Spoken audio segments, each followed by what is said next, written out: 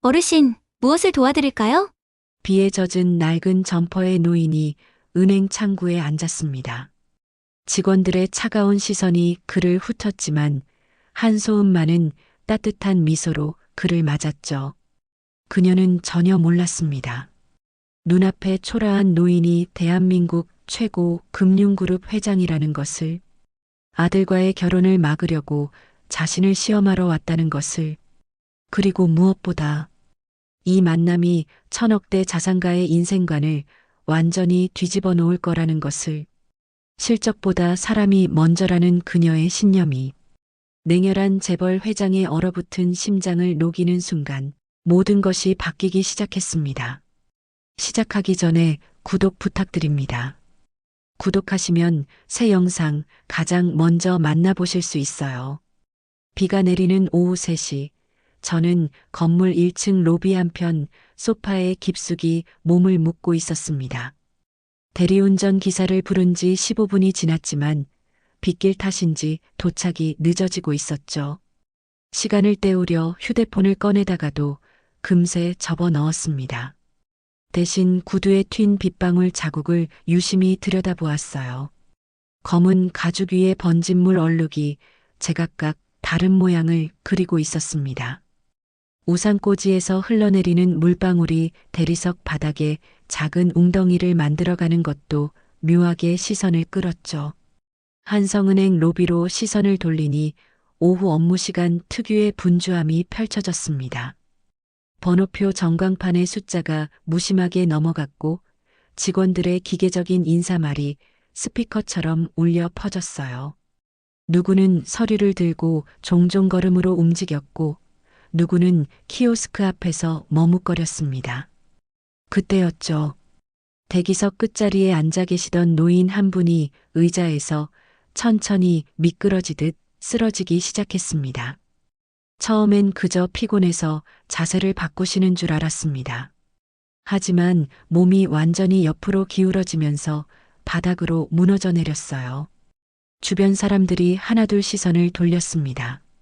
누군가 괜찮으세요? 하고 물었지만 선뜻 다가가 손을 대는 사람은 없었죠.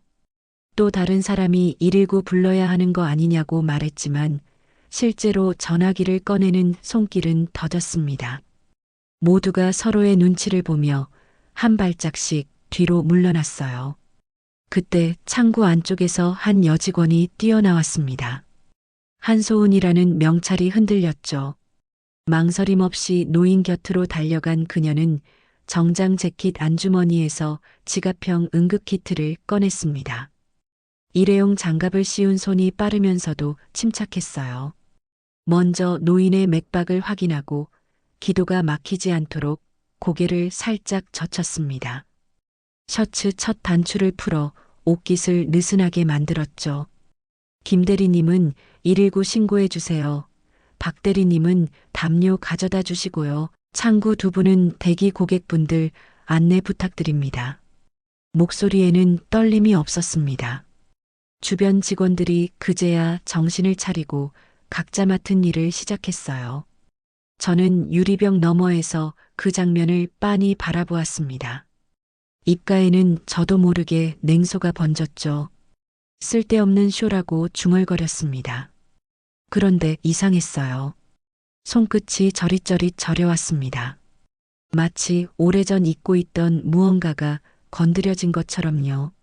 소은은 노인의 손을 부드럽게 잡았습니다. 숨을 길게 쉬세요. 여긴 안전합니다. 곧 도움이 올 거예요. 낮고 차분한 목소리가 로비 전체에 퍼졌죠. 노인이 미세하게 고개를 끄덕였습니다. 웅성거리던 소음이 점차 잦아들었어요. 사람들의 시선이 더 이상 구경거리를 보는 것이 아니라 한 사람의 안위를 걱정하는 눈빛으로 바뀌어 갔습니다. 공기가 달라지는 순간이었죠. 저는 평소 입버릇처럼 내뱉던 말이 떠올랐습니다. 요즘 젊은 것들은 다 계산적이라고, 보여주기식 친절만 늘어났다고 비아냥거렸던 제 자신이요. 방금 본 장면은 그런 편견과 정면으로 부딪혔습니다.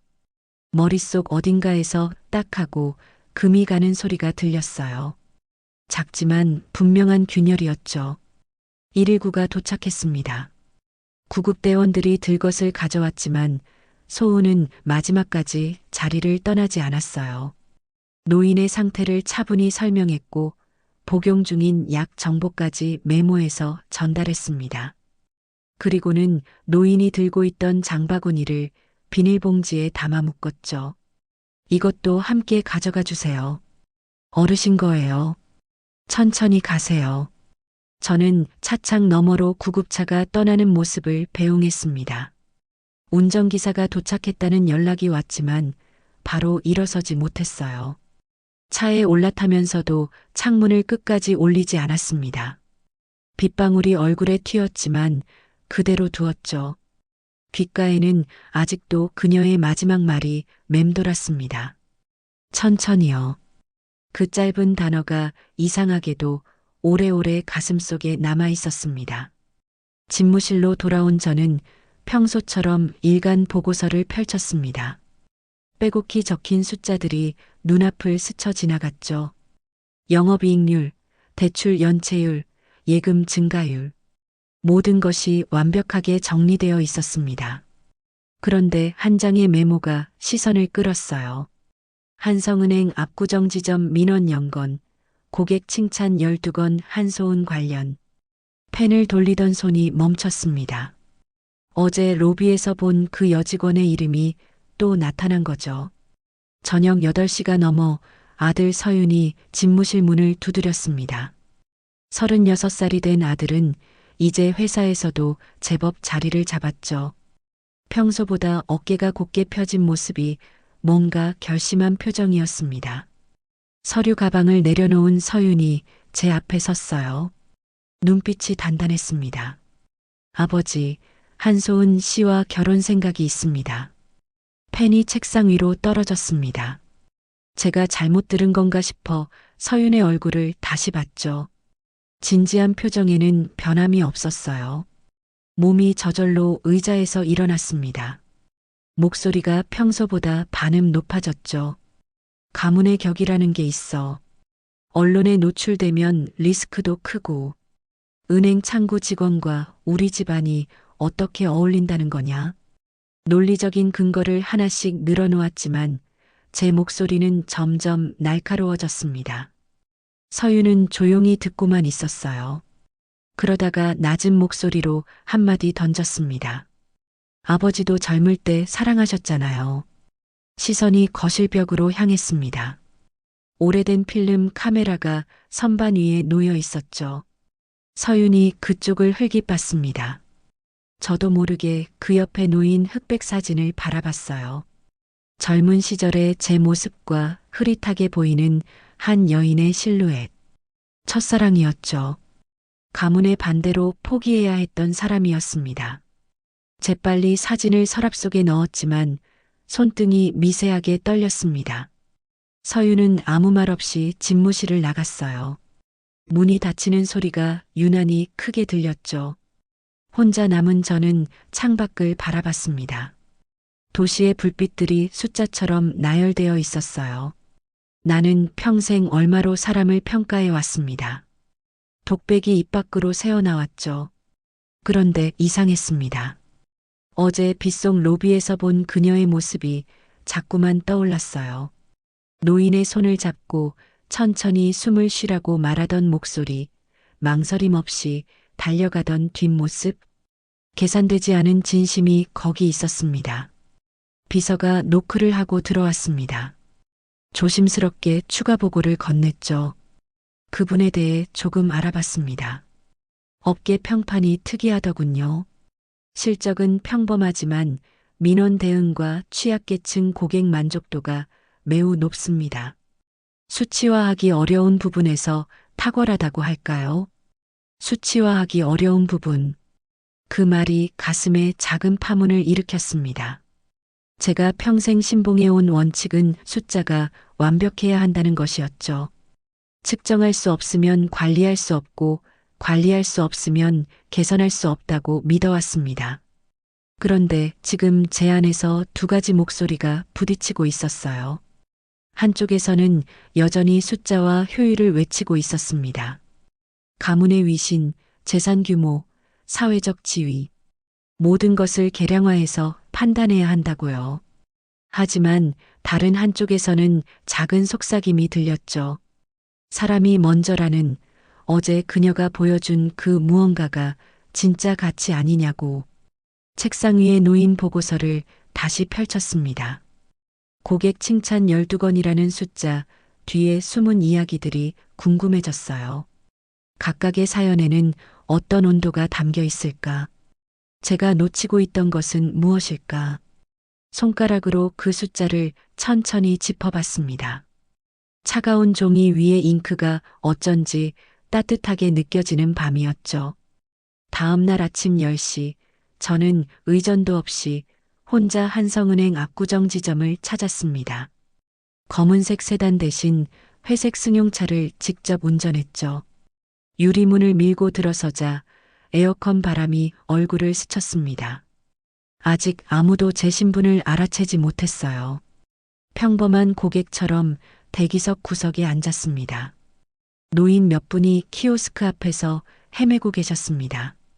화면을 손가락으로 누르려다 잘못된 메뉴로 들어가기를 반복했죠. 한 직원이 지나가다 멈췄지만 설명은 기계적이었습니다. 여기 누르시고요. 다음 누르시고요. 노인은 고개를 끄덕였지만 눈빛은 여전히 혼란스러웠어요. 직원이 떠나자 다시 처음 화면으로 돌아가 있었습니다. 시선을 돌려 한소은의 창구를 찾았습니다. 세 번째 창구에 그녀가 있었죠. 책상 주변이 특별했어요. 모니터 옆에는 형형색색의 포스트잇이 붙어 있었습니다. 큰 글씨 카드 준비됨, 보이스피싱 체크리스트 확인, 번호표를 믿으세요. 손글씨였죠. 글자 모서리가 달아있는 걸 보니 오래된 메모들이었습니다.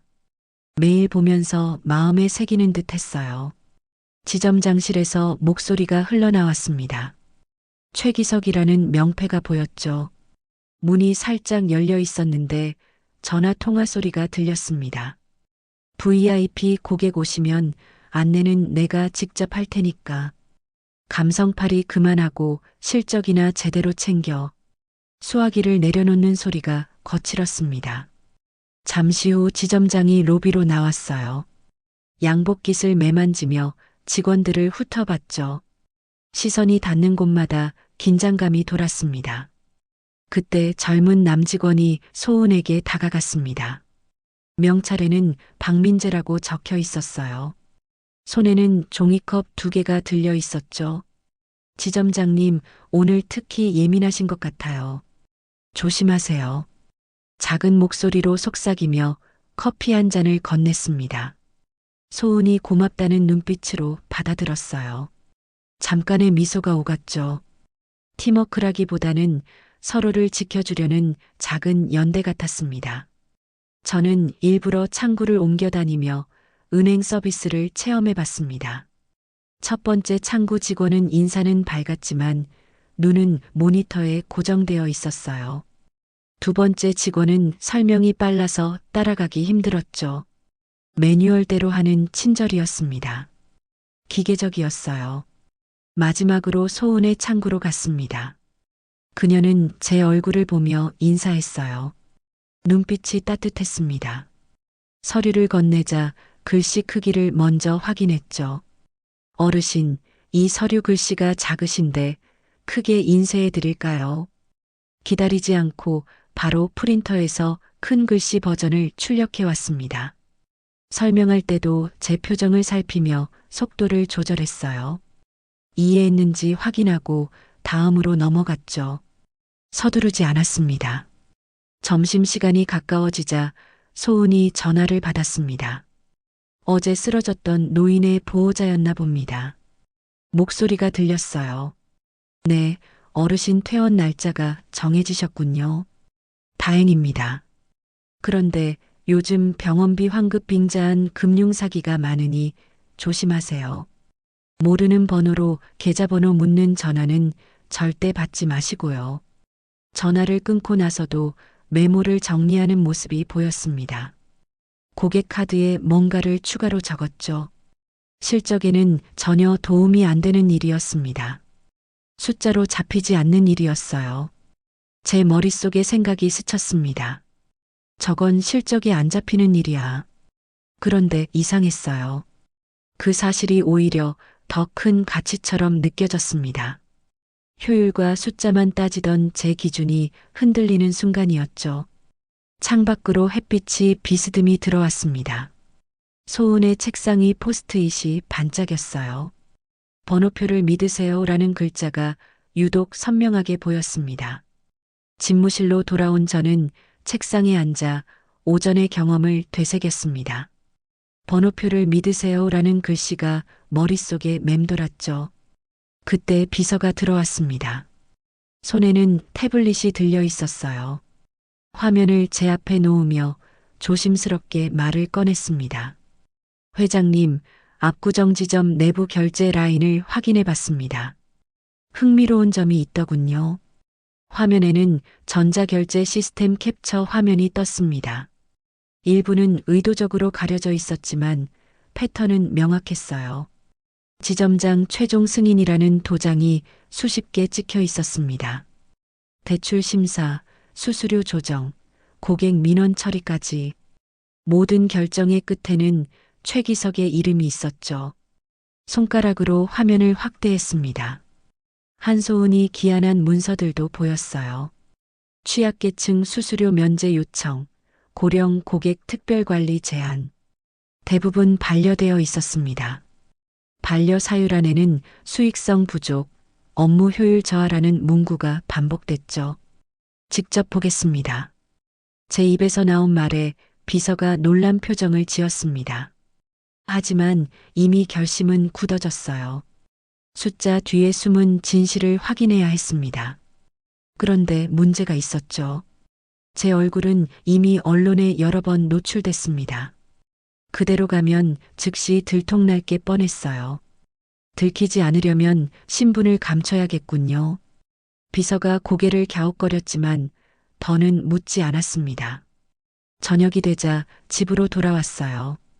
드레스룸 깊숙한 곳으로 걸음을 옮겼습니다. 한참을 뒤지다가 오래된 상자를 발견했죠. 먼지가 수북이 쌓여 있었습니다. 상자를 열자 낡은 점퍼가 나왔습니다. 20년 전 젊은 시절 입던 옷이었죠. 해진 운동화도 있었어요. 밑창이 달아 있었지만 아직 신을 만했습니다. 옷을 갈아입고 거울 앞에 섰어요. 낯선 모습이 비쳤습니다. 웃음이 나왔습니다. 우스웠죠. 60대 후반의 회장이 이런 차림을 하고 있다니. 그런데 동시에 자괴감도 들었어요. 체면과 권위로 포장된 제 모습이 얼마나 거추장스러운 것이었는지 깨달았습니다. 이상하게도 해방감까지 느껴졌죠. 오랜만에 맨 얼굴을 마주한 기분이었습니다. 책상으로 돌아와 서랍을 열었습니다. 오전에 은행에서 받아온 큰 글씨 카드가 있었어요. 빈칸이 하나 남아 있었죠. 펜을 들어 천천히 적었습니다. 내가 정말 알고 싶은 것은 사람이다. 글씨가 삐뚤빼뚤했습니다. 오래간만에 손으로 쓴 글씨였으니까요. 휴대폰을 꺼내 들었습니다. 연락처에서 아들 이름을 찾았어요. 서윤. 통화 버튼 위에 엄지손가락을 올렸습니다. 한소은과의 결혼을 반대했던 어젯밤이 떠올랐죠. 가문의 격을 운운하던 제 목소리가 귓가에 맴돌았습니다. 손가락이 멈췄습니다. 화면을 끄고 휴대폰을 내려놓았어요. 아직은 아니었습니다. 제가 먼저 확인해야 할 것들이 있었죠. 그녀가 진짜 어떤 사람인지, 아들이 왜 그녀를 선택했는지, 숫자가 아닌 사람으로서의 가치를 제 눈으로 봐야 했습니다. 아직 말할 때가 아니다. 혼잣말이 빈 방에 울렸습니다. 내일이면 다른 모습으로 은행에 갈 것입니다. 평범한 노인 고객으로 위장해서요. 체면을 버리고 진실을 찾으러 가는 길이었죠. 평생 쌓아온 권위의 갑옷을 벗는 일이 이렇게 떨릴 줄은 몰랐습니다. 창밖으로 도시의 야경이 보였습니다. 불빛들이 숫자처럼 나열되어 있었지만 오늘은 달라 보였어요. 각각의 불빛 뒤에는 사람들의 삶이 있었습니다. 제가 놓치고 있던 이야기들이 거기 있었죠. 낡은 운동화를 다시 한번 들어 올렸습니다. 내일의 첫걸음이 기다려지면서도 두려웠습니다. 아침 7시 차고 문이 열렸습니다. 운전기사가 평소처럼 시동을 걸려던 참이었죠. 제가 손을 들어 막았습니다. 낡은 점퍼 차림의 제 모습에 기사의 눈이 동그래졌어요. 오늘은 쉬십시오. 제가 직접 운전하겠습니다. 기사는 당황한 표정으로 몇 번이나 되물었지만 저는 이미 운전석에 앉아 있었습니다. 30년 만에 직접 잡는 핸들이었어요. 손이 미세하게 떨렸습니다. 백미러로 비친 제 얼굴이 낯설었죠. 구겨진 점퍼깃이 목을 간지럽혔습니다. 차고를 나와 큰 길로 접어들었습니다. 그런데 은행까지 가는 길에 차를 세웠어요. 지하철역 입구였습니다. 평생 운전기사가 모는 차만 타던 제가 지하철을 타야 했죠. 진짜 서민으로 위장하려면 필요한 과정이었습니다. 계단을 내려가는 발걸음이 무거웠습니다. 교통카드를 찍는 것도 어색했어요. 삐소리에 깜짝 놀라 뒤를 돌아봤지만 아무도 신경 쓰지 않았습니다. 에스컬레이터를 타고 내려가면서 주변을 살폈죠. 출근길 사람들로 빽빽했습니다. 플랫폼에서 기다리는 동안 불안감이 밀려왔어요. 누군가 알아보면 어쩌나 싶었죠. 하지만 아무도 제게 관심이 없었습니다. 모두 스마트폰만 보고 있었어요. 제가 그저 평범한 노인일 뿐이라는 사실이 묘하게 씁쓸했습니다. 지하철이 도착했습니다. 사람들에 떠밀려 겨우 탔어요. 좌석은 딱딱했고 형광등은 지나치게 밝았습니다. 옆 사람의 어깨가 부딪힐 때마다 움츠러들었죠. 체면을 지탱해주던 껍질이 하나씩 벗겨지는 기분이었습니다.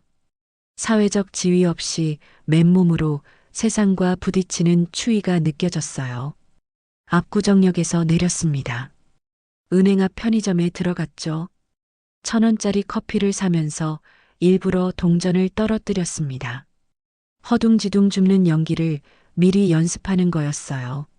점원이 도와주려 하자 괜찮다며 손을 저었습니다. 무릎이 아프다는 듯 신음소리도 냈죠. 편의점을 나와 은행 건물 앞에 섰습니다. 유리문에 비친 제 모습을 다시 확인했어요.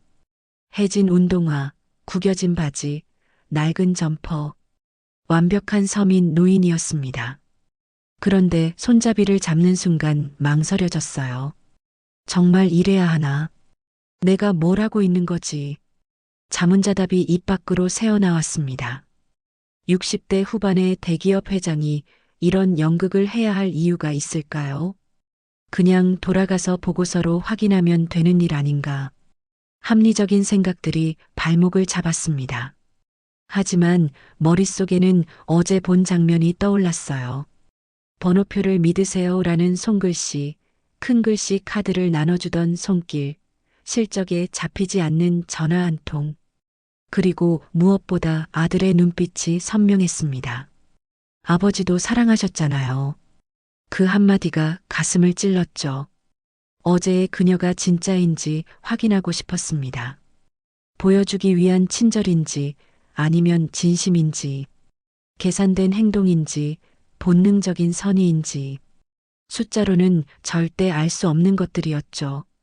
직접 경험해야만 알 수 있는 진실이었습니다. 심호흡을 했습니다. 차가운 공기가 폐를 채웠어요. 이 시험은 한소은을 위한 것이 아니었습니다. 사실 저 자신을 위한 시험이었죠. 평생 숫자와 효율만 따지며 살아온 제가 과연 사람을 볼 수 있는 눈이 남아 있는지, 아직 늦지 않았는지 확인하는 시험이었습니다. 이 시험은 사실 내 자신을 위한 시험일지 모른다. 문을 밀었습니다. 따뜻한 공기가 얼굴을 감쌌어요.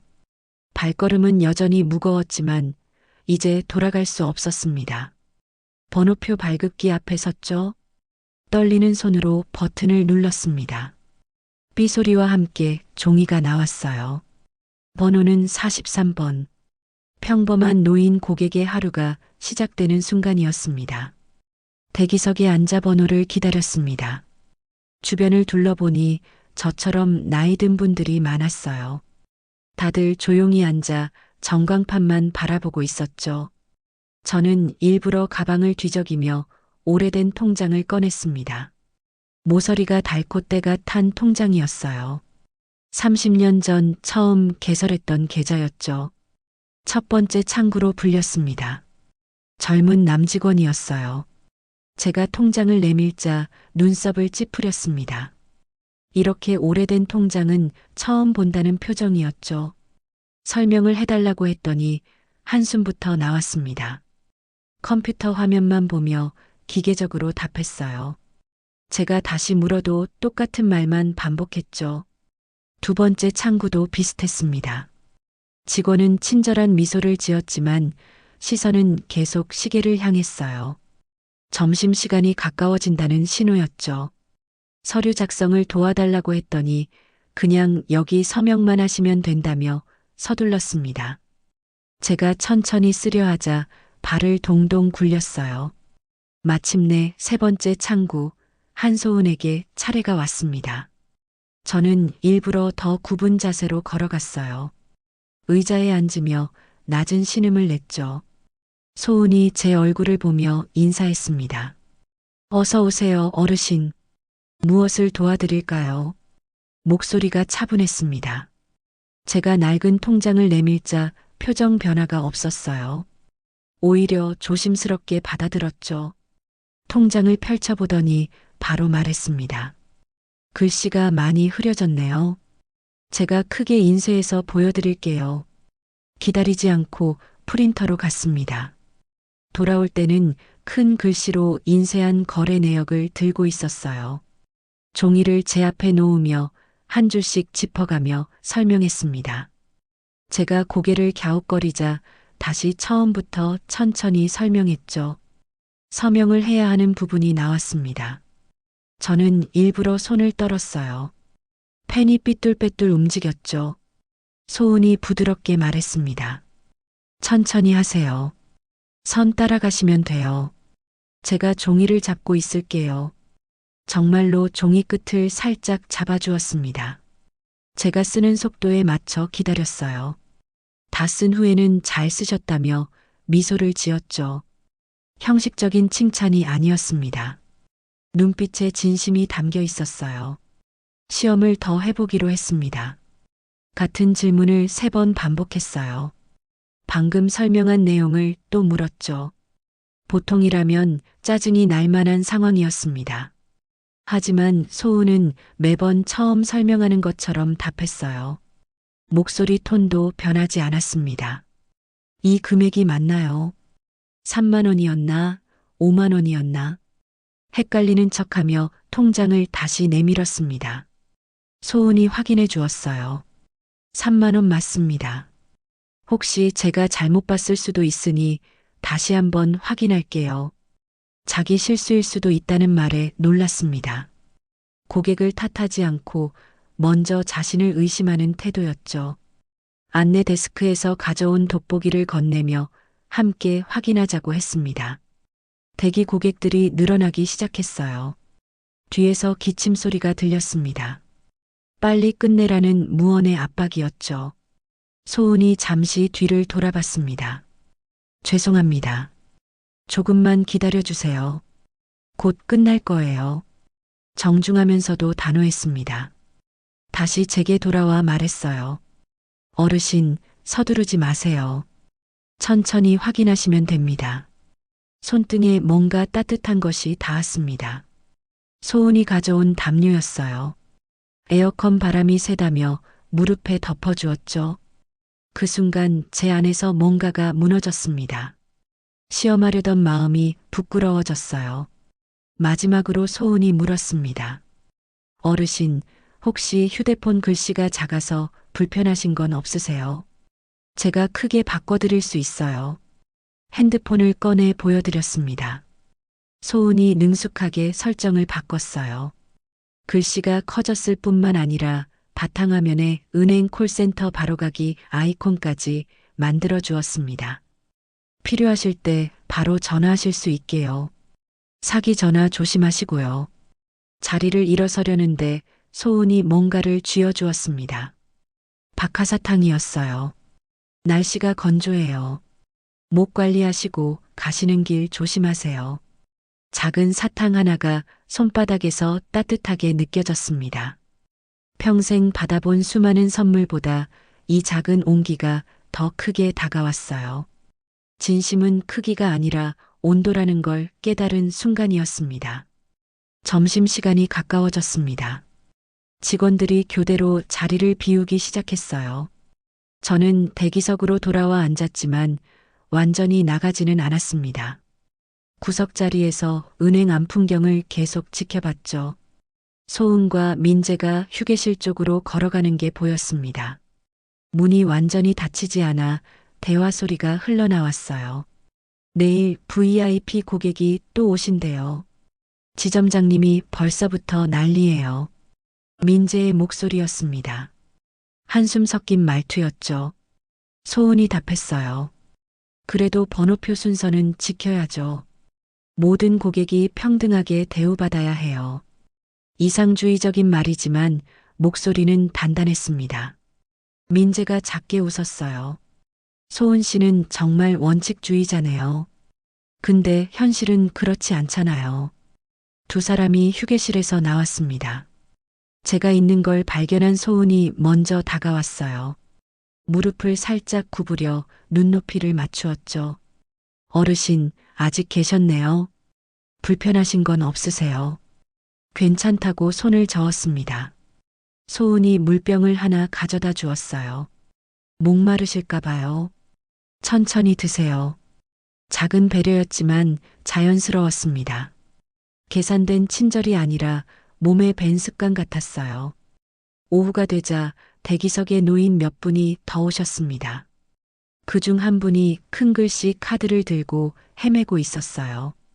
키오스크 앞에서 당황한 표정이었죠. 소은이 점심을 마치고 돌아오다가 그 모습을 봤습니다. 바로 다가갔어요. 어르신, 제가 도와드릴게요. 이 카드 사용법 알려드릴까요? 무릎을 꿇고 앉아 천천히 설명했습니다. 버튼 하나하나를 손가락으로 짚어가며 안내했죠. 노인이 이해했다는 표정을 지을 때까지 기다렸어요. 그 모습을 본 민재가 조용히 말했습니다. 실적 평가에서 또 지적받으실 거예요. 저런 건 점수에 안 들어가잖아요. 소은이 일어서며 답했습니다. 고객이 먼저라는 원칙이 흔들리면 우리가 하는 일도 흔들려요.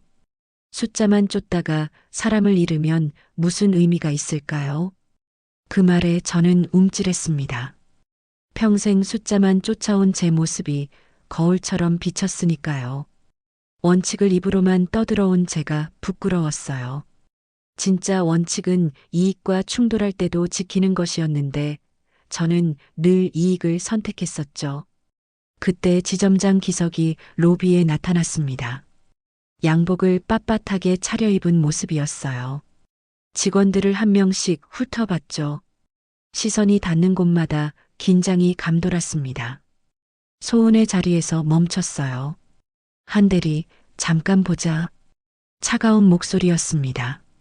소은이 따라갔어요. 지점장실 문이 닫혔지만 목소리는 들렸습니다. 실적이 왜 이 모양이야? 다른 직원들 절반도 안 되잖아. 쓸데없는 일에 시간 낭비하지 말고 영업에 집중해. 문이 열리고 소은이 나왔습니다. 얼굴이 살짝 붉어져 있었지만 표정은 담담했어요. 다시 창구로 돌아가 고객을 맞았습니다. 미소도 잃지 않았죠. 하지만 어깨가 조금 처져 있었어요. 민재가 커피를 하나 더 가져와 소은의 책상에 놓았습니다. 말없는 위로였죠. 소은이 고맙다는 눈빛을 보냈어요. 두 사람 사이에 흐르는 작은 연대감이 느껴졌습니다. 거대한 시스템 속에서 인간다움을 지키려는 작은 저항 같았어요. 해가 기울기 시작했습니다. 창문으로 들어오는 빛이 주황색으로 변했죠. 지점장이 다시 로비를 한 바퀴 돌았습니다. 뒤에 손을 모으고 걷는 모습이 마치 감시자 같았어요. 직원들은 더 바빠 보이려 애썼습니다. 저는 그 풍경을 보며 씁쓸함을 느꼈습니다. 제가 만든 시스템이 이런 모습이었구나. 효율과 실적만 강조하다가 사람을 짓누르는 구조가 되어버렸어요. 소음 같은 직원이 오히려 예외적인 존재가 된 현실이 안타까웠습니다. 바람이 차가워지는 게 느껴졌습니다. 계절이 바뀌려는 신호였죠. 저도 바뀌어야 할 시간이 왔다는 생각이 들었어요. 다음 날 오전, 저는 더 철저히 준비해서 은행을 찾았습니다. 오늘은 송금 업무를 핑계로 소운을 시험할 계획이었죠. 번호표를 뽑고 기다리다가 그녀의 창구로 갔습니다. 이번엔 더 어려운 연기를 준비했어요. 3만 원을 보내려는데요. 아니 5만 원이었나? 일부러 혼란스러운 표정을 지었습니다. 주머니에서 구겨진 메모지를 꺼냈어요. 글씨를 일부러 흐리게 써놓았죠. 소은이 메모를 받아들었습니다. 제가 같이 확인해 드릴게요. 제 실수일 수도 있으니까요. 또 그 말이었습니다. 자신의 실수 가능성을 먼저 언급하는 겸손함. 계산된 매뉴얼이 아니라 진짜 마음에서 나오는 말 같았어요. 소은이 휴대폰을 꺼내 보여주었습니다. 카메라 기능으로 메모지를 확대해서 보는 방법을 알려주었죠. 이렇게 하시면 글씨가 잘 보이실 거예요. 제가 한번 해드릴까요? 정성스럽게 확대해서 보여주니 정말 5만 원이라고 적혀 있었습니다. 송금 화면에서 일부러 실수를 했어요. 계좌번호를 잘못 눌렀습니다. 소은이 다시 처음부터 안내했죠. 조급해하지 않았어요. 제가 누를 때마다 맞다고 확인해 주었습니다. 그때 옆 창구에서 큰 소리가 났습니다. 젊은 고객이 직원에게 화를 내고 있었어요. 수수료가 왜 이렇게 많냐며 항의했죠. 분위기가 험악해졌습니다. 다들 그쪽을 쳐다봤어요. 소은도 잠시 그쪽을 봤지만 다시 제게 집중했습니다. 제가 불안해하는 것처럼 보였나 봐요. 어르신 괜찮으세요? 저희가 있으니 안심하세요. 송금 마저 끝내시죠. 차분한 목소리가 안정감을 주었습니다. 옆의 소란 속에서도 흔들리지 않는 집중력이었죠. 송금을 마치고 잔액을 확인하는 척했습니다. 통장을 보며 놀란 표정을 지었어요. 이게 전부예요. 돈이 이것밖에 없네. 연기였지만 소은은 진지하게 받아들였습니다. 컴퓨터 화면을 확인하더니 조심스럽게 말했어요. 어르신, 혹시 연금 통장은 따로 있으신가요? 그리고 이 계좌는 수수료 면제 대상이신데 신청 안 하셨네요. 서랍에서 체크리스트를 꺼냈습니다. 수수료 면제 항목을 하나씩 설명했어요. 제가 해당하는 것들을 표시해 주었죠. 매달 절약되는 금액까지 계산해서 보여주었습니다. 이렇게 하시면 한 달에 15,000원 정도 절약되실 거예요. 제가 바로 신청해 드릴까요? 실적에는 전혀 도움 안 되는 일이었습니다. 오히려 은행 수익을 줄이는 일이었죠. 그런데도 망설임이 없었어요. 키오스크로 이동해야 하는 업무가 생겼습니다.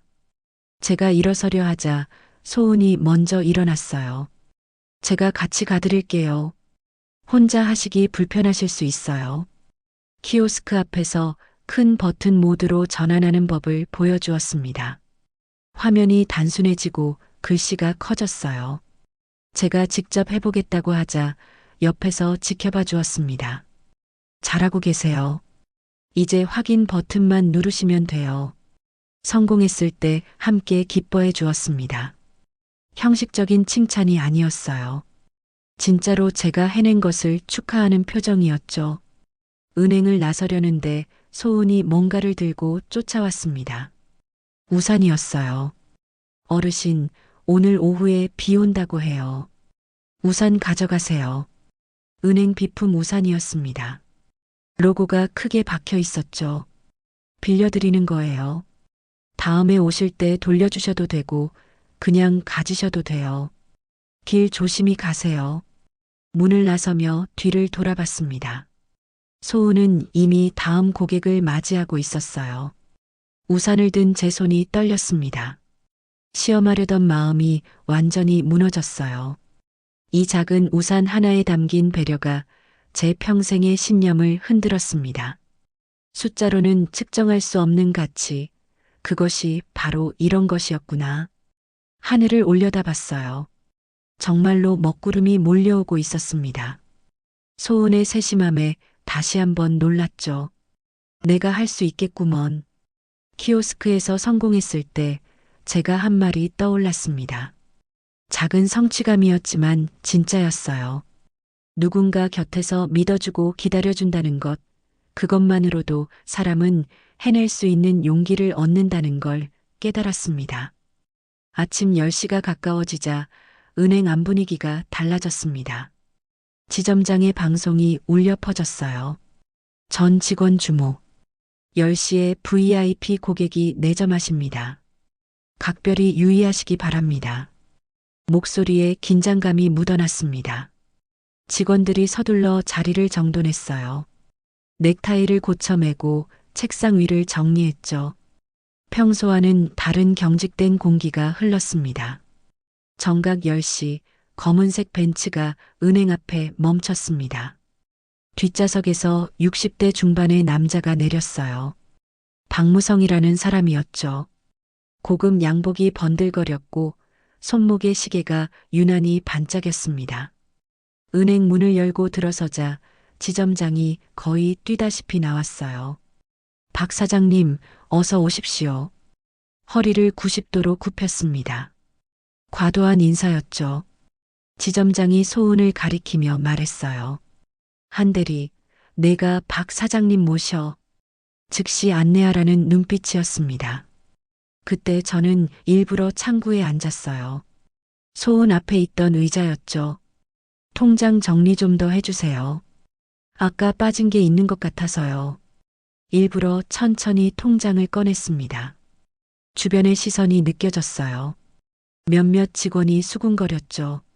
지금은 좀 그런데 어르신 양보 좀. 무언의 압박이었습니다.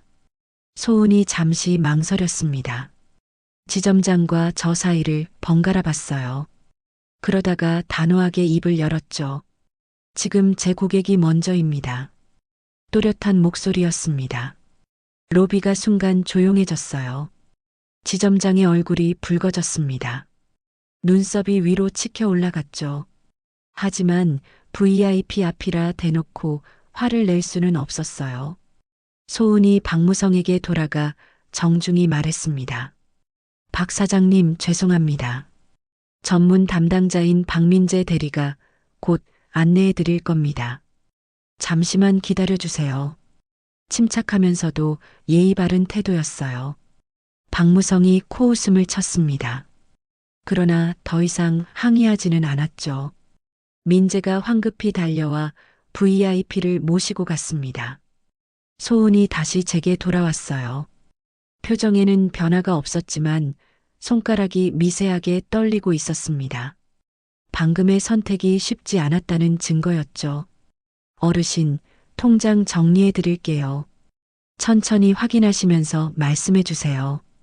평소와 같은 친절한 목소리였습니다. 하지만 귓가가 살짝 붉어져 있었어요. 긴장의 흔적이었죠. 멀리서 지점장이 눈치를 주고 있는 게 보였습니다. 턱을 괴고 소은을 노려보고 있었어요. 나중에 불러서 혼낼 게 뻔했습니다.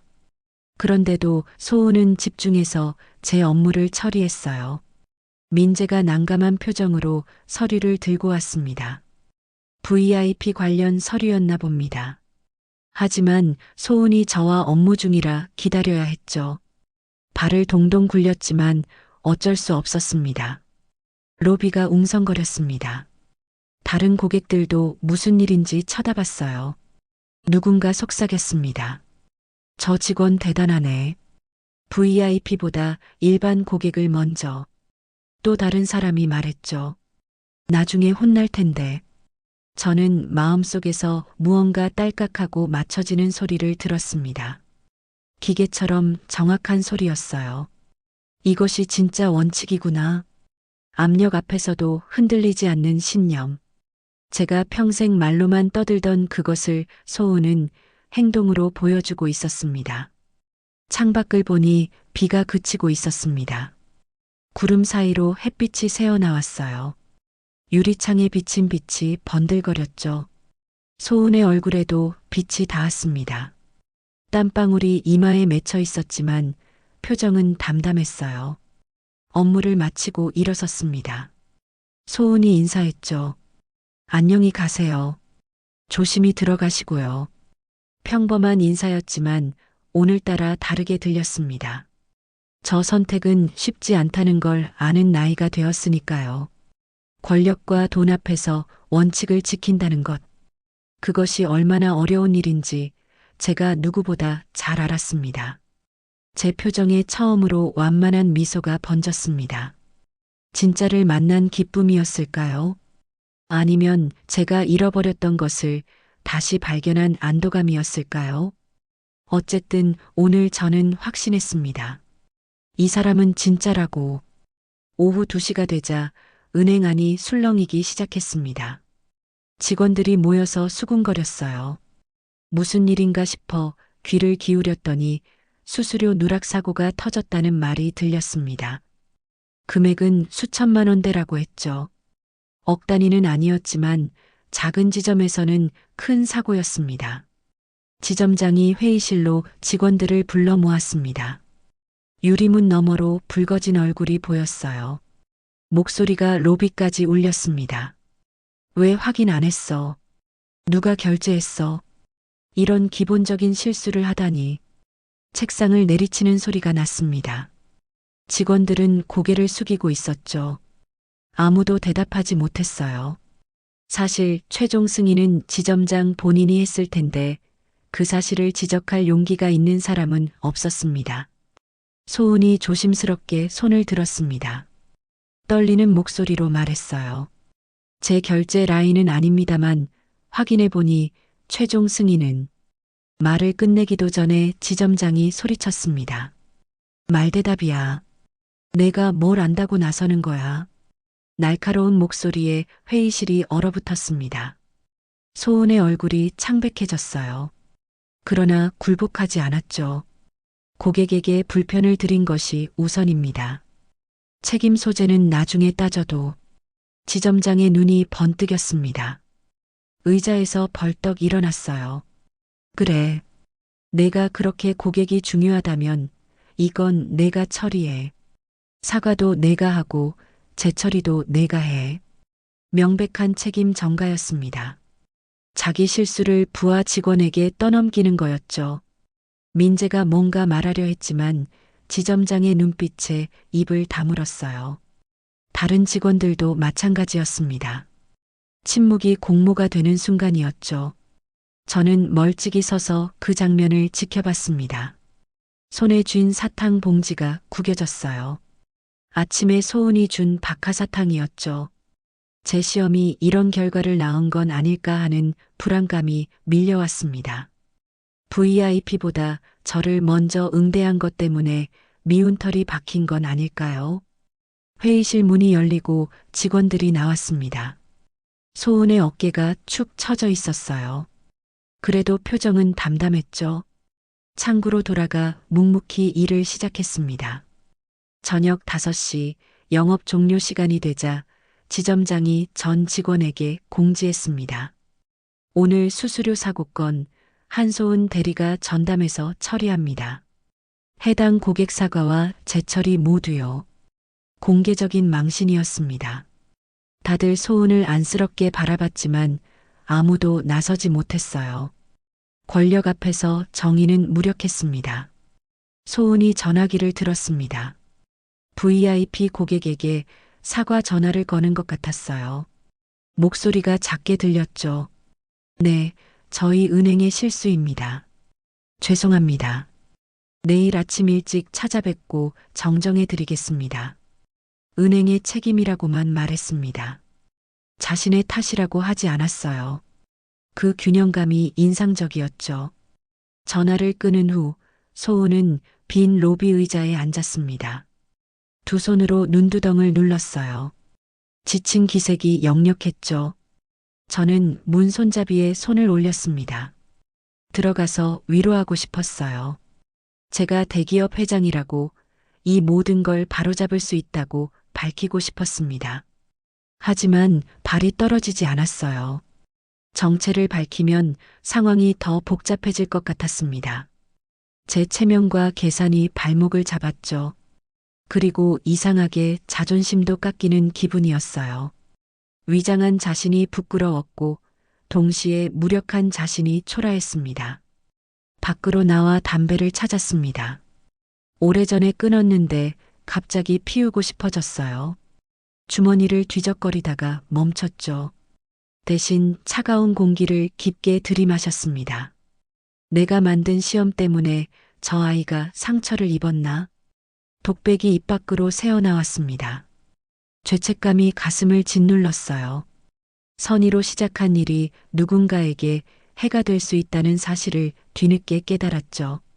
하늘을 올려다보니 비가 오려는지 구름이 낮게 깔렸습니다. 공기가 축축해졌어요. 우산을 펼쳤습니다. 오전에 소은이 빌려준 우산이었죠. 그런데 한 발짝도 움직일 수가 없었습니다. 마치 무거운 돌덩이가 발목을 잡고 있는 것 같았어요. 영업이 종료된 후였습니다. 은행 안불이 하나둘 꺼지기 시작했어요. 저는 건물 밖 벤치에 앉아 기다렸습니다. 소은이 나오기를 기다린 거죠. 6시 반이 되자 직원들이 삼삼오오 퇴근했습니다. 그런데 소은은 보이지 않았어요. 유리문 너머를 들여다봤습니다. 소은이 아직 자리에 앉아 있었어요. 전화를 걸고 있었죠. VIP 고객과 통화하는 것 같았습니다. 목소리는 들리지 않았지만 고개를 숙이며 사과하는 모습이 보였어요. 은행의 책임입니다. 제가 내일 직접 찾아뵙고 설명드리겠습니다. 전화가 끝난 후에도 소은은 일어나지 않았습니다. 빈 로비에 혼자 앉아 있었어요. 두 손으로 눈두덩을 눌렀습니다. 어깨가 축 처진 모습이 지쳐 보였죠. 한참을 그렇게 있다가 천천히 일어났어요. 저는 문 손잡이에 손을 얹었습니다. 들어가서 말을 걸고 싶었어요. 괜찮냐고, 힘내라고, 당신 잘못이 아니라고 말해주고 싶었습니다. 그런데 손이 떨어지지 않았어요. 정체를 밝히면 더 복잡해질 거라는 계산이 먼저였습니다. 대기업 회장이 왜 노인으로 위장했는지 설명해야 하고 시험했다는 사실도 밝혀야 했죠. 무엇보다 제 자존심이 상했습니다. 이상하게 초라한 기분이었어요. 소은이 밖으로 나왔습니다. 저를 발견하지 못하고 지나갔어요. 뒷모습이 평소보다 작아 보였습니다. 발걸음도 무거웠죠. 저는 벤치에서 일어나지 못했어요. 마치 무거운 돌덩이가 온몸을 누르는 것 같았습니다. 담배를 찾아 주머니를 뒤적였습니다. 20년 전에 끊었는데 갑자기 피우고 싶어졌어요. 하지만 당연히 없었죠. 대신 차가운 공기를 깊게 들이마셨습니다. 목구멍이 따가웠어요. 내가 만든 시험 때문에 저 아이가 상처를 입었나?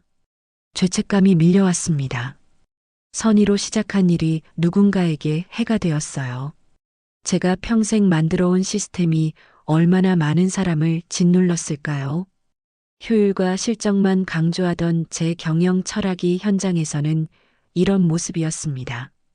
비가 내리기 시작했습니다. 우산을 펼쳤어요. 소은이 빌려준 우산이었죠.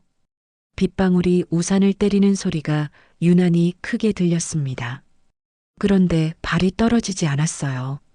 한 발짝도 움직일 수 없었습니다. 그때 옛 기억이 떠올랐어요. 40년 전 첫사랑과 헤어지던 날이었습니다. 비가 내리는 기차역이었죠. 가문의 압력에 못 이겨 떠나는 그녀를 붙잡지 못했습니다. 등만 바라보며 한 발짝도 움직이지 못했어요. 그때도 지금처럼 무력했습니다. 다시는 그러지 않겠다고 다짐했는데 결국 똑같았어요. 돈과 권력을 쌓아도 정작 중요한 순간에는 아무것도 하지 못했습니다. 평생 숫자를 쌓아 올렸지만 사람 하나 지키지 못했죠. 집으로 돌아와 필름 카메라를 꺼냈습니다. 오래된 사진첩을 펼쳤어요. 젊은 시절 첫사랑과 찍은 사진이 있었습니다. 등을 돌리고 떠나는 모습만 남아 있었죠. 제가 찍은 마지막 사진이었습니다. 손가락으로 사진을 쓸어내렸습니다. 그때 놓친 것들이 평생 제 삶을 규정했어요. 사랑보다 체면을, 사람보다 숫자를 선택한 결과였죠. 아들 서윤이 한소은과 결혼하겠다고 했을 때도 똑같이 반응했습니다. 역사는 반복되고 있었어요. 창밖으로 빗줄기가 거세졌습니다. 번개가 치고 천둥이 울렸어요. 폭풍우 같은 밤이었죠. 제 마음속도 마찬가지였습니다. 후회와 자책, 무력감이 뒤섞여 있었어요. 책상 위에 큰 글씨 카드를 올려놓았습니다. 내가 정말 알고 싶은 것은 사람이다. 제가 쓴 글씨가 흐릿하게 보였어요. 눈가가 젖어 있었는지도 모릅니다. 이번엔 등을 돌리지 않겠다. 입 밖으로 나온 말이 빈 방에 울렸습니다. 결심이었을까요? 아니면 또 다른 자기 기만이었을까요? 하지만 이번만큼은 달라야 했습니다. 더 이상 물러설 곳이 없었으니까요. 밤이 깊어졌습니다. 집무실 불을 끄지 않고 의자에 앉아 있었어요. 책상 위에는 필름 카메라가 놓여 있었죠. 조심스럽게 뒷면을 열었습니다. 오래된 필름 한 통이 들어 있었어요. 40년 동안 현상하지 못한 필름이었습니다. 손가락으로 카메라를 쓸어내렸습니다. 첫사랑과 함께했던 마지막 날의 기억이 선명했어요. 비 오는 기차역, 떠나는 그녀의 뒷모습, 셔터를 누르던 떨리는 손. 가문의 압력 앞에서 사랑을 지키지 못한 비겁함이 평생 제 가슴에 못으로 박혀 있었죠. 사진첩을 다시 펼쳤습니다. 등만 보이는 흑백 사진이 있었어요. 제가 찍은 마지막 사진이었죠. 그녀의 얼굴은 없었습니다. 용기가 없어서 붙잡지 못했고 결국 등만 바라봤어요. 그때부터였을 겁니다. 사람보다 숫자를 선택하기 시작한 게. 비서가 조심스럽게 문을 두드렸습니다. 이런 늦은 시간에도 기다리고 있었나 봅니다. 회장님, 전자결제 로그 추적이 완료됐습니다. IT 지원팀 신아림 과장이 보고서를 준비했어요. 화면을 켰습니다. 결제 승인 기록이 선명하게 나타났어요. 수수료 누락건의 최종 승인자는 분명 최기석 지점장이었습니다. 시간, 날짜, IP 주소까지 모든 증거가 있었죠. 한소은은 그 결제 라인에 없었어요. 내일 아침 소회의실 준비해 주세요. 비서가 고개를 끄덕이고 나갔습니다. 저는 책상 위에 큰 글씨 카드를 올려놓았어요. 사람을 크게 보는 것. 그 말의 의미를 이제야 깨달았습니다. 숫자의 크기가 아니라 존재의 크기를 보는 거였죠. 휴대폰을 꺼냈습니다. 아들 서윤의 번호가 화면에 떴어요. 통화 버튼을 누르려다 멈췄습니다. 아직은 아니었어요. 먼저 정리해야 할 일이 있었죠. 메시지 창을 열었다가 다시 닫았습니다. 조금만 기다려라. 혼잣말이 나왔습니다. 서윤에게도 저 자신에게도 하는 말이었어요. 서랍을 열어 오래된 편지 한 통을 꺼냈습니다. 첫사랑이 떠나기 전 남긴 마지막 편지였어요. 사랑합니다. 하지만 우리는 서로 다른 세계의 사람이에요. 글씨가 번져 있었습니다. 그녀의 눈물인지 제 눈물인지 이제는 알 수 없었죠. 창밖을 바라봤습니다. 비가 그치고 별이 하나둘 보이기 시작했어요. 구름이 걷히면서 달빛이 드러났죠. 폭풍이 지나간 뒤에 고요함이었습니다. 이번엔 등을 돌리지 않겠다. 다시 한번 다짐했습니다. 이번엔 진짜였어요. 더 이상 계산하지 않고 체면을 따지지 않고 숫자에 매이지 않겠다고, 사람을 지키겠다고 책상 서랍에서 정장을 꺼냈습니다. 내일 입을 옷이었죠. 회장 신분을 밝히고 은행에 갈 겁니다. 진실을 바로잡고 한소은이 받은 부당한 대우를 정정할 거예요. 그리고 무엇보다 제가 만든 시스템의 문제를 직시하고 바꿀 겁니다. 거울 앞에 섰습니다. 낡은 점퍼를 벗고 정장을 걸쳐봤어요. 익숙한 모습이었지만 오늘은 달라 보였습니다. 권위를 위한 갑옷이 아니라 책임을 지기 위한 옷이었으니까요. 밤이 깊어갈수록 결심은 단단해졌습니다. 평생 쌓아온 체면과 권위를 내려놓는 것은 쉽지 않았어요. 하지만 이제는 해야 할 때였습니다. 사람을 숫자로 평가하던 시대를 끝내고 진짜 가치를 인정하는 시작이 되어야 했죠. 새벽 3시가 되었습니다. 잠은 오지 않았어요. 대신 내일을 준비했습니다. 전자결제 자료를 다시 확인하고 신아림 과장이 보낸 추가 자료도 검토했죠. 증거는 충분했습니다. 이제 행동만 남았어요. 동이 트기 시작했습니다. 창밖이 서서히 밝아왔어요. 새로운 날이 시작되는 거였죠. 저도 새롭게 시작할 준비가 되었습니다. 평생 돌아보지 못했던 것들을 이제 마주할 시간이었어요. 아침 9시 55분 검은색 세단이 한성은행 압구정 지점 앞에 멈췄습니다. 이번엔 운전기사가 문을 열어주었어요. 정장을 차려입은 제가 차에서 내렸습니다. 완전히 다른 모습이었죠. 어제까지의 낡은 점퍼가 아닌 회장의 모습이었습니다. 유리문을 밀고 들어서자 순간 공기가 바뀌었어요. 몇몇 직원이 저를 알아봤습니다. 눈이 동그래졌고 입이 벌어졌죠. 누군가 황급히 뛰어가 지점장에게 알렸나 봅니다. 안내 직원이 떨리는 목소리로 다가왔어요. 회장님, 모시겠습니다. 곧이어 지점장 기석이 거의 뛰다시피 나왔습니다. 얼굴이 하얗게 질려 있었어요. 넥타이를 고쳐 매며 허둥거렸죠. 회장님, 어떻게 오셨습니까? 미리 연락을 주셨으면. 목소리가 떨렸습니다. 저는 차갑게 답했어요. 어제의 노인, 바로 저입니다. 기석의 표정이 순식간에 변했습니다. 당황해서 공포로 바뀌었죠. 입술이 마르는 게 보였고 손가락이 미세하게 떨렸습니다. 시선은 이리저리 헤맸어요. 소회의실로 가시죠. 제가 먼저 걸었습니다.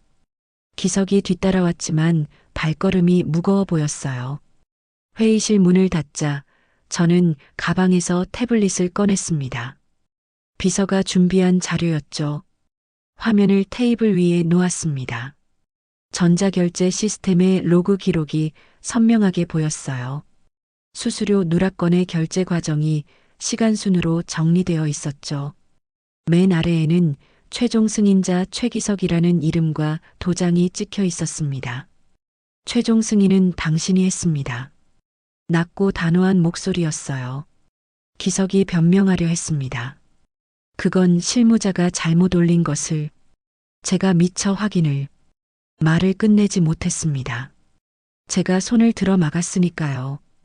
은행의 원칙은 고객 신뢰입니다. 당신은 그 신뢰를 깼어요. 더 나쁜 건 책임을 부하 직원에게 떠넘겼다는 겁니다. 신아림 과장이 준비한 추가 자료를 꺼냈습니다. 접근 기록과 수정 이력까지 모든 증거가 있었어요. 기석의 얼굴이 점점 창백해졌습니다. 한소은 대리는 이건과 아무 관련이 없습니다. 오히려 그동안 묵묵히 원칙을 지켜온 직원이죠. 제가 일어섰습니다. 기석도 따라 일어났지만 다리가 후들거렸어요. 로비로 나가시죠. 모든 직원과 고객이 보는 앞에서 사실을 밝히셔야겠습니다. 문을 열고 나갔습니다. 로비에는 이미 소문이 퍼졌는지 직원들이 모여 있었어요. 고객들도 무슨 일인가 싶어 쳐다봤죠. 소은도 창구에서 일어나 서 있었습니다. 저와 눈이 마주쳤지만 그녀는 제가 누군지 아직 모르는 눈빛이었어요. 기석이 로비 중앙에 섰습니다. 마이크는 없었지만 조용해서 목소리가 들렸어요. 떨리는 목소리로 말을 시작했죠. 어제 발생한 수수료 누락 사고는 제 최종 승인 오류였습니다. 한소은 대리는 이 건과 전혀 관련이 없습니다. 고개를 깊이 숙였습니다. 순간 정적이 흘렀어요. 그러다가 누군가 박수를 쳤습니다. 민재였죠. 다른 직원들도 하나둘 박수를 쳤어요. 고객 몇 분도 따라서 손뼉을 쳤습니다. 소은의 표정이 놀라움에서 안도로 바뀌었습니다. 어깨에서 무거운 짐이 내려간 듯 했어요. 저는 그녀를 향해 말했습니다. 이 직원이야말로 이 은행의 진짜 얼굴입니다. 짧은 한마디였지만 진심이 담겨 있었어요. 더 길게 말하면 권력 과시가 될 것 같아서 멈췄습니다. 소은과 눈이 마주쳤어요. 그녀의 입모양이 움직였습니다.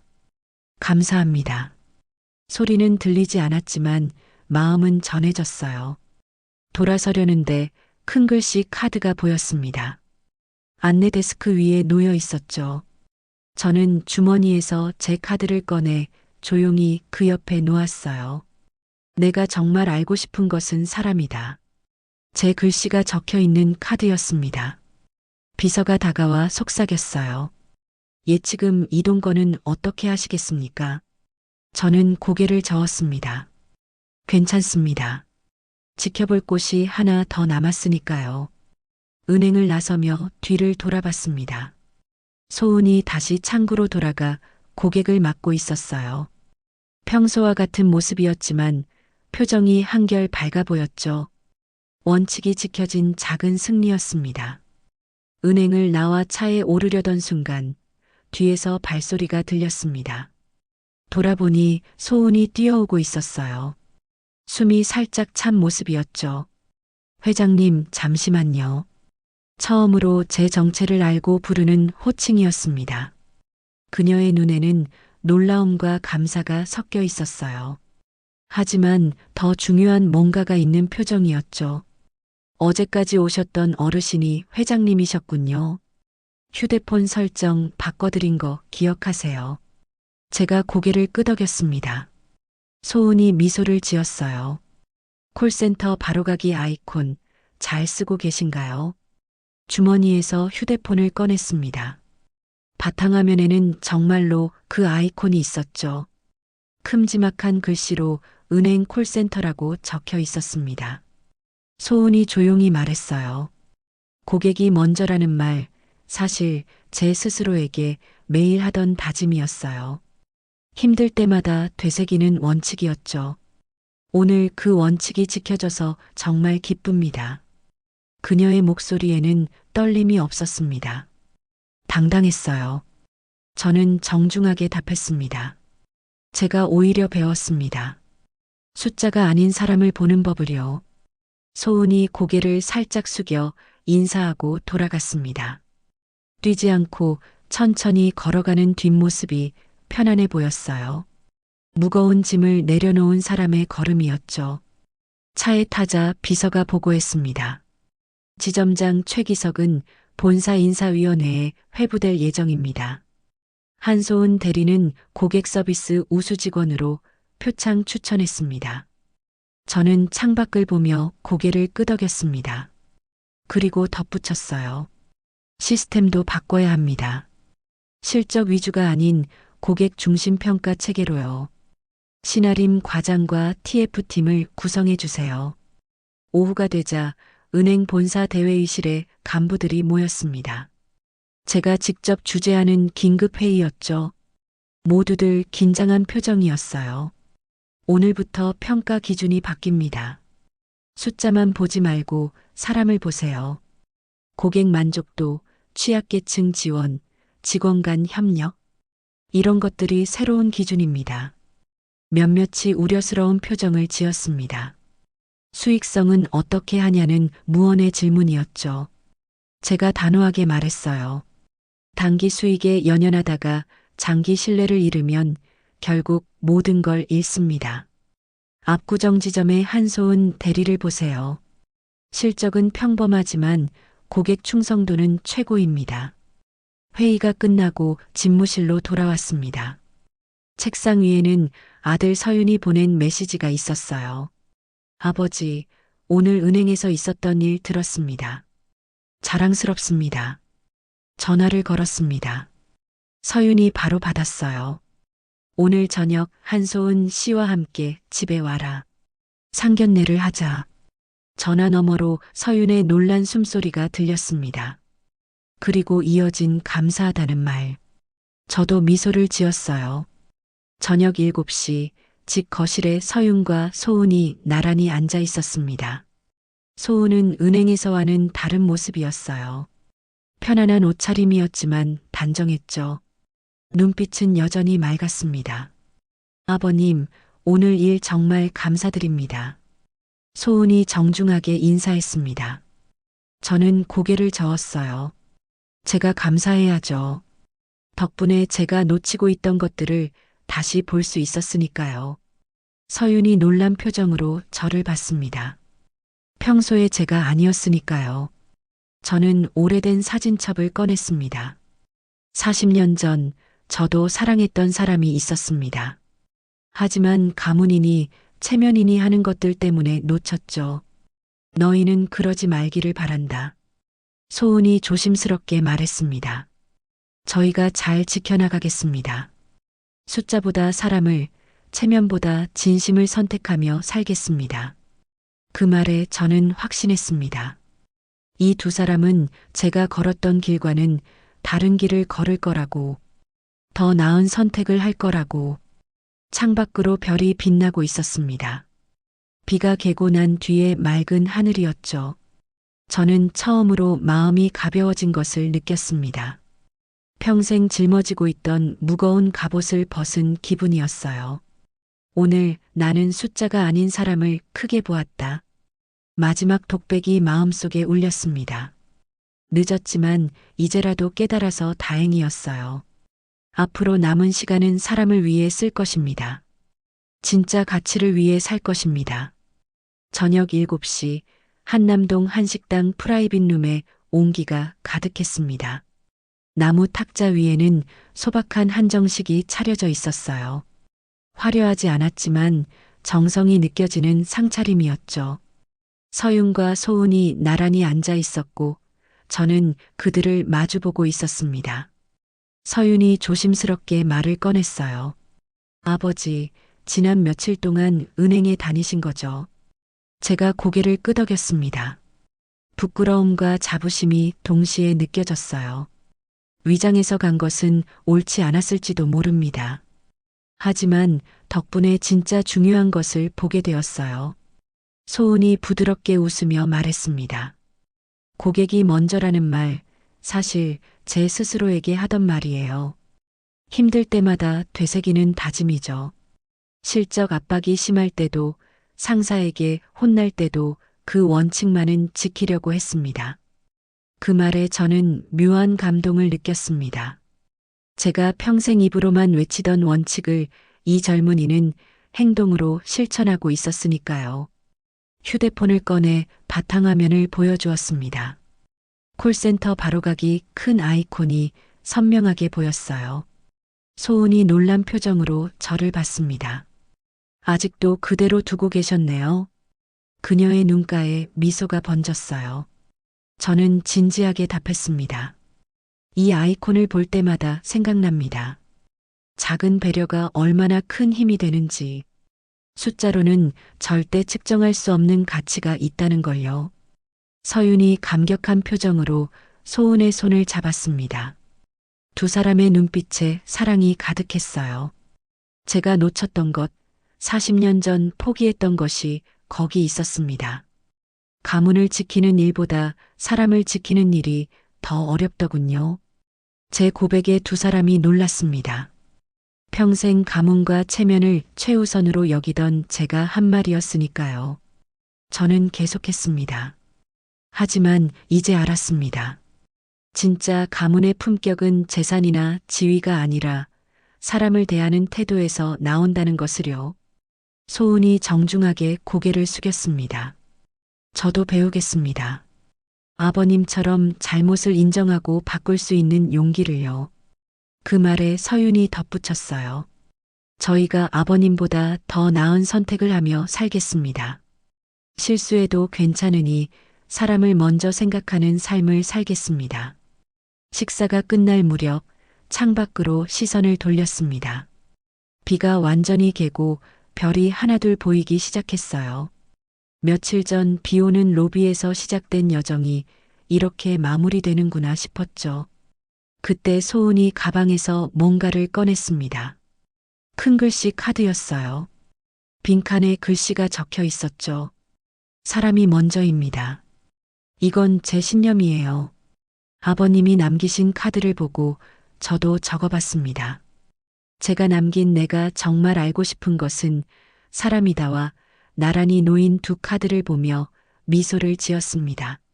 세대를 넘어 이어지는 가치가 거기 있었어요. 집으로 돌아오는 길 운전기사가 백미러로 저를 봤습니다. 회장님, 요즘 표정이 많이 밝아지셨습니다. 그 말에 저도 모르게 웃음이 나왔어요. 정말 오랜만에 마음이 가벼웠습니다. 평생 짊어지고 있던 숫자의 무게를 내려놓으니 비로소 사람이 보였어요. 집무실 책상 위에는 필름 카메라와 오래된 사진이 놓여 있었습니다. 하지만 이제 그것들이 아프지 않았어요. 과거의 실패가 현재의 지혜가 되었으니까요. 놓친 사랑이 다음 세대의 사랑을 지지하는 힘이 되었으니까요. 창밖으로 도시의 불빛이 반짝였습니다. 예전에는 숫자처럼 보였던 그 불빛들이 이제는 달라 보였어요. 각각의 불빛 뒤에 사람들의 이야기가 있고 그들의 삶이 있다는 걸 알게 되었습니다. 오늘 나는 숫자가 아닌 사람을 크게 보았다. 마지막 독백이 빈 방에 울렸습니다. 늦었지만 이제라도 깨달은 것에 감사했어요. 남은 인생은 사람을 위해, 진짜 가치를 위해 살 것입니다.